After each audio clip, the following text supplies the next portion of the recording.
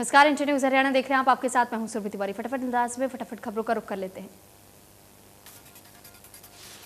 प्रधानमंत्री नरेंद्र मोदी ने आज इंडियन स्पेस एसोसिएशन की शुरुआत की है। आईएसपीए की शुरुआत के मौके पर प्रधानमंत्री मोदी वीडियो कॉन्फ्रेंसिंग के जरिए स्पेस इंडस्ट्री के प्रतिनिधियों के साथ बातचीत भी की। आत्मनिर्भर भारत मिशन को बढ़ाते हुए आईएसपीए भारत को आत्मनिर्भर तकनीक रूप से और एडवांस और अंतरिक्ष क्षेत्र में एक अग्रणी देश बनाने में मदद करेगा। लखीमपुर खीरी में हुई हिंसा को लेकर के कांग्रेस महासचिव प्रियंका गांधी वाड्रा आज 3 घंटे का मौन व्रत रखेंगे। प्रियंका ने केंद्रीय गृह राज्य मंत्री अजय मिश्रा को पद से हटाने की मांग की है।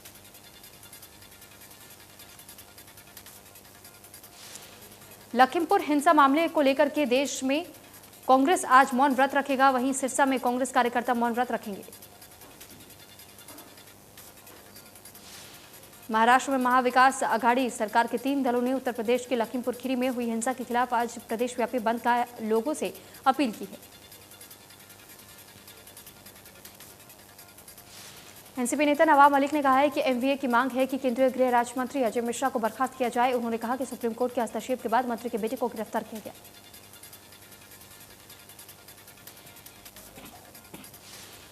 लखीमपुर खीरी में 12 अक्टूबर को दिवंगत किसानों की आत्मा की शांति के लिए अंतिम अरदास कार्यक्रम होगा। एसकेएम के किसान आंदोलन के मद्देनजर प्रदेश में 20 संवेदनशील जिलों में अतिरिक्त पुलिस फोर्स के साथ पुलिस अधिकारी भी तैनात कर दिए गए हैं। आईजी रेंज लखनऊ और एडीजी जोन के अलावा 10 अन्य पुलिस अफसरों को भी तैनात किया गया। उत्तर प्रदेश में आगामी त्योहारों और किसान आंदोलन के मद्देनजर सभी पुलिसकर्मियों की छुट्टियां रद्द कर दी गई।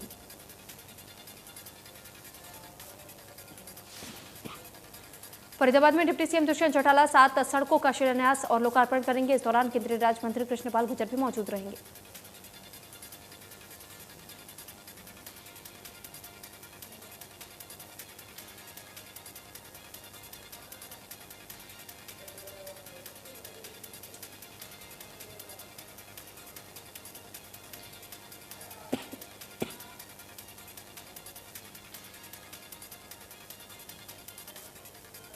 शहीद परिवारों के बच्चों को सहायता देने की अपनी प्रतिबद्धता जारी है। आईटीबी फाउंडेशन ने अपनी फर्स्ट इन क्लास कार्यक्रम के तहत रोटरी क्लब के साथ मिलकर के जम्मू में एक कार्यक्रम किया आयोजित।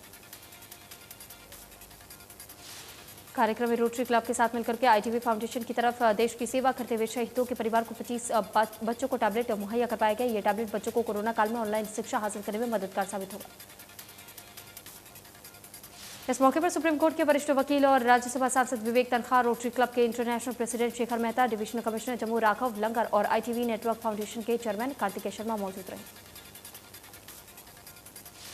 इस मौके पर आईटीवी फाउंडेशन के शहीद परिवारों तक पहुंचने और उनको मदद करने की मुहिम की तारीफ करते हुए सांसद विवेक तनखा ने कहा, फर्स्ट क्लास कार्यक्रम के तहत जरूरतमंद बच्चों को दी गई है, जो कि मुश्किल समय में इन बच्चों की शिक्षा पूरी करने में काफी मददगार साबित होगी। डिवीजनल कमिश्नर जम्मू राघव लंगर में आईटीबी नेटवर्क के प्रयास की सराहना की। रोटरी क्लब के इंटरनेशनल प्रेसिडेंट शेखर मेहता ने कहा है कि जिस प्रकार पिछले कई सालों से रोटरी क्लब देश और दुनिया भर में जरूरतमंद लोगों तक पहुंचकर मदद कर रहा है, उसी तरह आईटीबी नेटवर्क का प्रयास यकीनन इन बच्चों का भविष्य संवारने में मदद करेगा। करनाल में विपक्ष आपके समक्ष कार्यक्रम को हुड्डा ने सफल बताया। हुड्डा ने कहा है कि हर वर्ग से आए लोगों ने अपनी समस्याएं रखी है। कांग्रेस के विधायक जनता से मिले फीडबैक को विधानसभा में उठाएंगे। कार्यक्रम पूरे राज्य भर में विधानसभा स्तर पर किए जाएंगे। भूपेंद्र सिंह हुड्डा ने कहा कि जनता के बीच जाएंगे और उनको सुनेंगे। उन्होंने कहा कि सरकार से प्रदेश का हर वर्ग परेशान है।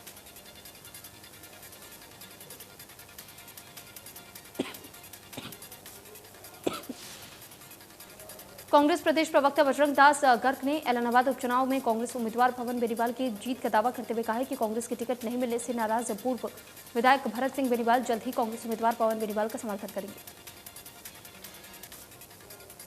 उन्होंने कहा कि केंद्र और प्रदेश में जल्द कांग्रेस की सरकार बनेगी। बजरंग दास गर्ग ने इनेलो पर निशाना साधते हुए कहा कि अभय चौटाला को अब चुनाव लड़ने का कोई औचित्य नहीं है।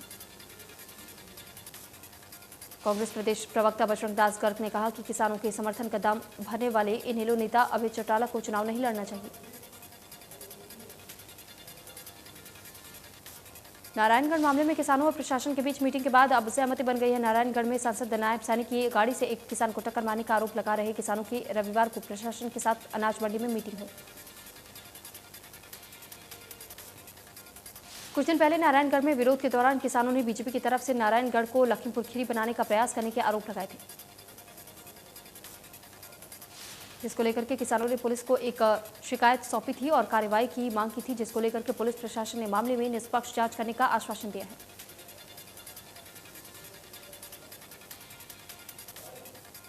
पंचायत में किसान नेताओं ने बढ़ चढ़ करके भाग लिया। पिछले 10 महीने से देश का किसान नए कृषि कानूनों को रद्द करने की मांग को लेकर के आंदोलनरत है।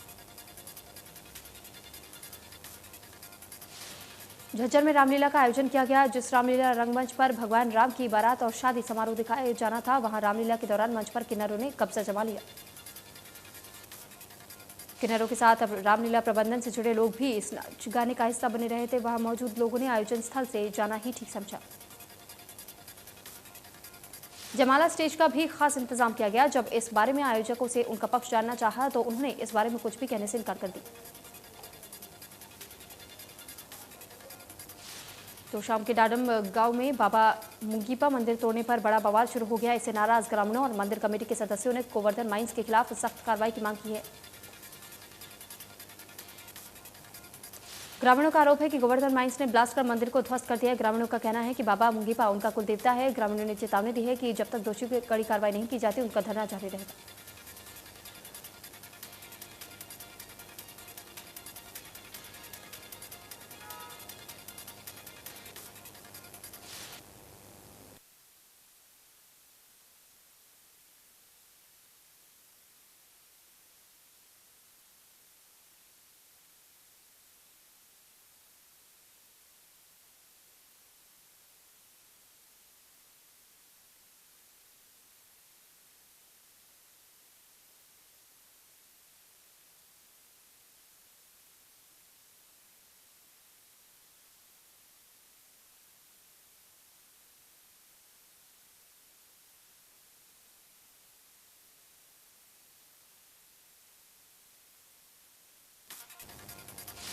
डीजीपी प्रधान महासचिव दिग्विजय चौटाला की प्रेस कॉन्फ्रेंस कर कहा कि योगेंद्र यादव को मैंने चैलेंज किया है, अगर दम है तो राव इंद्रजीत की रैली का विरोध करके दिखाओ।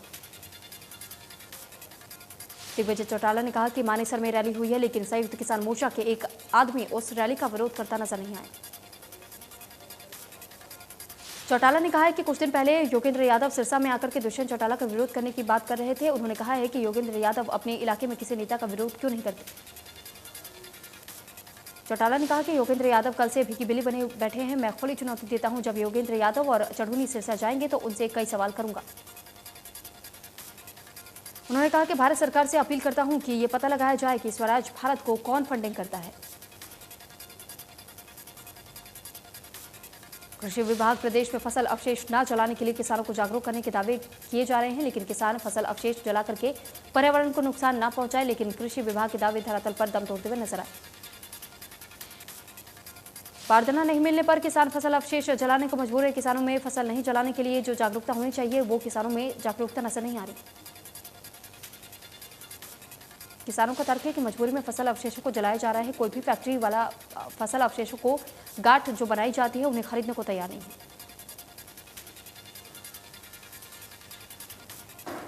फरीदाबाद के पेरू में चल रही जूनियर वर्ल्ड चैंपियनशिप प्रतियोगिता में भारत ने गोल्ड जीता। शूटिंग में 50 मीटर में गोल्ड, सिल्वर और ब्रॉन्ज तीनों मेडल भारत के नाम किए। गुयाना पहुंचने पर पहलवान अंशु मलिक का जोरदार स्वागत किया गया। बोली, देश के लिए सिल्वर मेडल जीतने पर खुशी, भविष्य में गोल्ड मेडल जीतना टारगेट रहेगा। तिगांव में हाड़ा क्लब की ओर से आयोजित 2 दिवसीय फिटनेस महोत्सव का शुभारंभ भाजपा विधायक राजेश नागर ने किया है। इस कार्यक्रम में पहलवान द ग्रेट खाली ने पहुंच करके कार्यक्रम की शोभा बढ़ाई। भाजपा विधायक राजेश नागर ने बताया कि इस महोत्सव का मुख्य उद्देश्य युवाओं का पढ़ाई के साथ साथ खेलों की ओर अग्रसर करना है।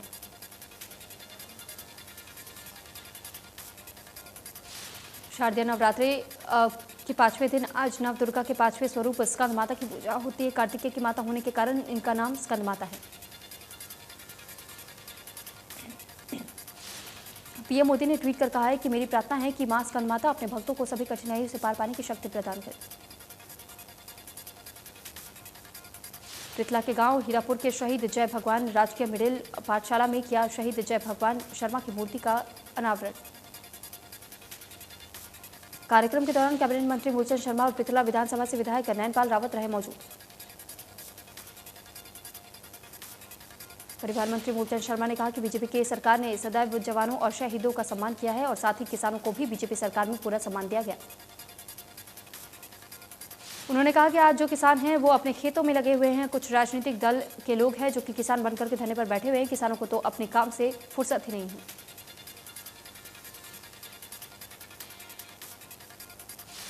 यमुनानगर में स्वच्छ भारत कार्यक्रम के तहत भारत सरकार की तरफ से आज़ादी के अमृत महोत्सव के उपलक्ष्य में पुलिस विभाग, मीडिया केंद्र, रिजर्व पुलिस बल, नेहरू युवा केंद्र तथा वन विभाग ने पौधारोपण का काम किया।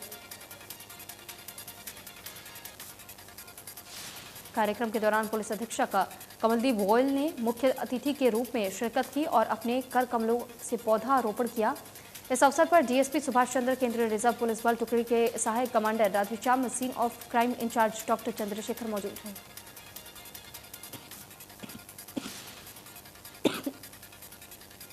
पुलिस लाइन प्रांगण में अपने कर कमलों से आम, जामुन, आंवला, नीम, अमरूद के पेड़ों को पौधारोपण किया गया। रोपित किए गए पौधों के भविष्य में हर प्रकार की देखभाल और सुरक्षा की जिम्मेदारी कर्मचारी कपूर चंद और शैलेंद्र ने ली।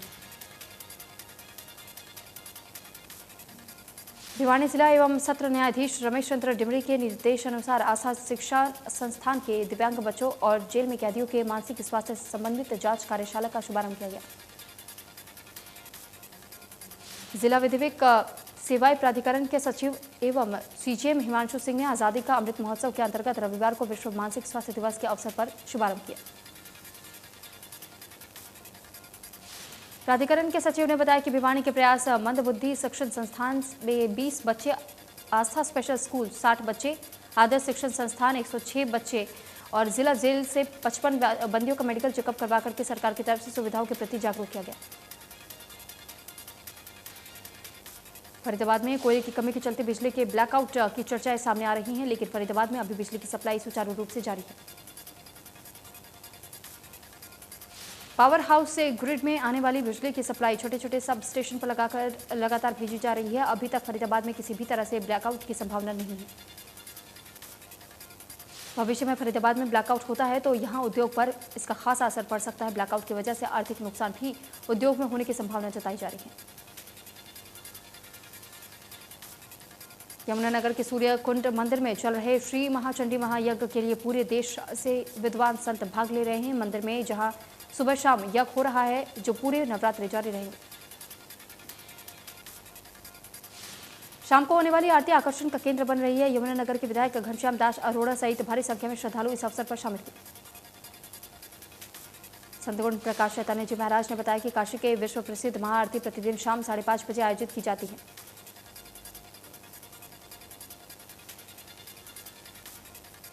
फरीदाबाद में पेरू में चल रही जूनियर वर्ल्ड चैंपियनशिप प्रतियोगिता में शिवा नरवाल ने भारत को दिलाया गोल्ड। शूटिंग में 50 मीटर में गोल्ड, सिल्वर और ब्रॉन्ज तीनों मेडल भारत के नाम।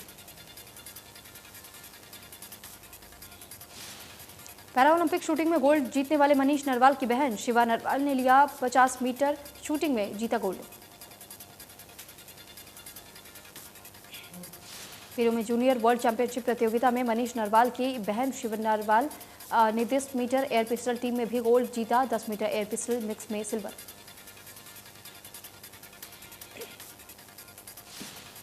सिरसा में रविवार को नागरिक अस्पताल के उप सिविल सर्जन डॉक्टर बुद्धराम के जानकारी देते हुए बताया कि अलग अलग जगहों पर टीकाकरण शिविर का आयोजन किया गया। डॉक्टर बुद्धराम ने बताया कि अब तक जिला में 10,30,000 से भी अधिक लोगों को कोरोना वैक्सीन की डोज दी जा चुकी है।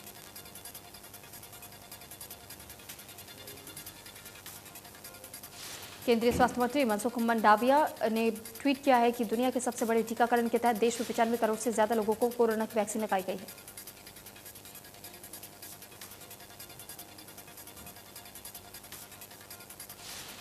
देश में पिछले 24 घंटे में कोरोना वायरस के 19,017 नए मामले सामने आए। 21,577 रिकवरी हुई है।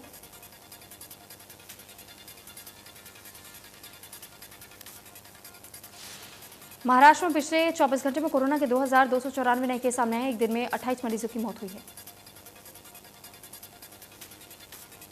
दिल्ली में 24 घंटे में कोरोना के 29 नए केस मिले हैं। एक दिन में 58 मरीज रिकवर हुए। प्रदेश में कम हो रहा कोरोना। पिछले 24 घंटे में कोरोना के 9 नए केस सामने आए। एक दिन में 17 मरीज रिकवर हुए। राजधानी दिल्ली के हर्ष विहार इलाके में पेपर रोल गोदाम में भीषण आग लग गई है। आग की वजह से गोदाम का एक हिस्सा आंशिक रूप से ढह गया है। सूचना मिलने के बाद दमकल विभाग की 16 गाड़ियां मौके पर पहुंच करके आग पर काबू पाया। वहीं हादसे में किसी के हताहत होने की सूचना नहीं है। अंबाला त्योहारों के चलते बाजार में गलत पार्किंग करने वाले पर अंबाला पुलिस ने बड़ी कार्रवाई की है। कार्रवाई के दौरान दोपहिया और चौपहिया वाहन को क्रेन की सहायता से पुलिस थाने उठा करके ले गई।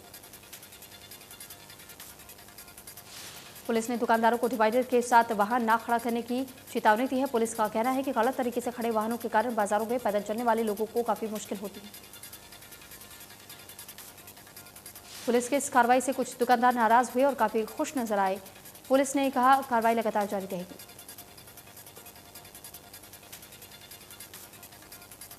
नीलोखोरी में एक युवक ने पूरे परिवार की हत्या कर दी। घरवालों की शिकायत लड़के ने तेज रफ्तार कार से घर के बाहर खड़े पूरे परिवार को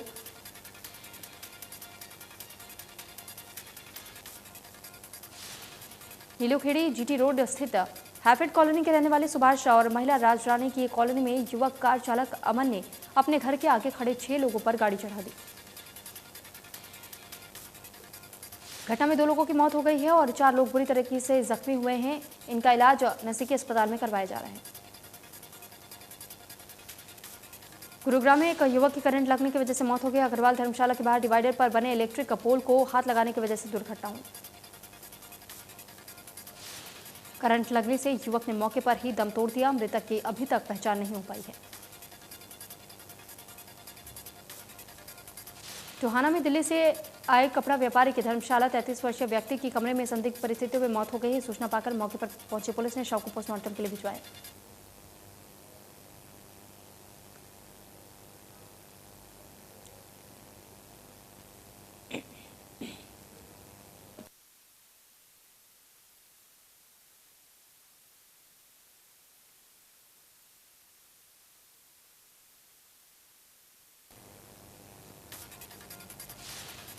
महेंद्रगढ़ के गांव मालडा में एक युवक की बेरहमी से पीट करके हत्या कर दी गई। आपस में गाली गलौज को लेकर के विवाद हुआ, जिसके बाद युवक की मौत के घाट उतार दिया गया। मृतक के परिजनों ने बताया कि उनका बेटा किसी कार्य से महेंद्रगढ़ गया हुआ था। जब वो वापस गांव आ रहा था तब उसको नहर के पास बदमाशों ने रोक लिया और उसके साथ मारपीट की गई।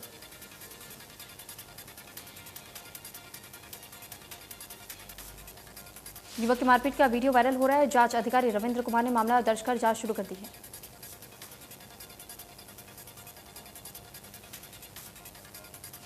झज्जर पुलिस को मिली कामयाबी। पुलिस ने समाजसेवी मट्टू पहलवान की हत्या के आरोपी को किया गिरफ्तार। छारागांव में शुक्रवार रात को हुई थी हत्या।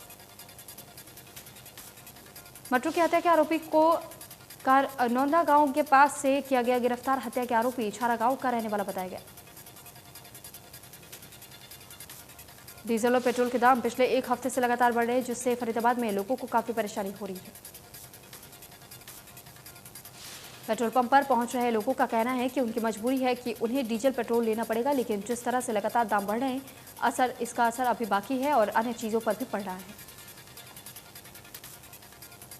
सरकारी तेल कंपनियों के ओर से लगातार पेट्रोल डीजल के दामों में बढ़ोतरी हो रही है। आज फिर से डीजल के दाम में 35 पैसे तो वहीं पेट्रोल के दाम में 30 पैसे का इजाफा किया गया। दिल्ली में पेट्रोल की कीमत 104 रुपये 44 पैसे प्रति लीटर तो डीजल की कीमत 93 रुपये 17 पैसे प्रति लीटर पर पहुंच गई। मुंबई में पेट्रोल की कीमत 110 रुपये 41 पैसे तो डीजल की कीमत 101 रुपये 3 पैसे प्रति लीटर है। आईपीएल 2021 के ठीक बाद T20 वर्ल्ड कप की शुरुआत हो रही है। 17 अक्टूबर से यूएई और ओमान में होने वाले इस टूर्नामेंट के लिए सभी टीमें तैयार हैं। इस बीच रविवार को आईसीसी ने वर्ल्ड कप विजेता को मिलने वाली राशि का ऐलान किया। साल 2021 में T20 वर्ल्ड कप जीतने वाली टीम को $1.6 मिलियन यानी कि करीब 12 करोड़ रुपए मिलेंगे, जबकि उपविजेता रहने वाली टीम को अपने पास से $8 लाख आईसीसी की तरफ से दिया जाएगा, जो कि 6 करोड़ रुपए मिलेंगे। आईसीसी की तरफ से बताया गया है कि पूरे टूर्नामेंट के लिए कुल $5.6 मिलियन की राशि रखी गई है, जिसे सभी 16 टीमों में बांट दिया जाएगा।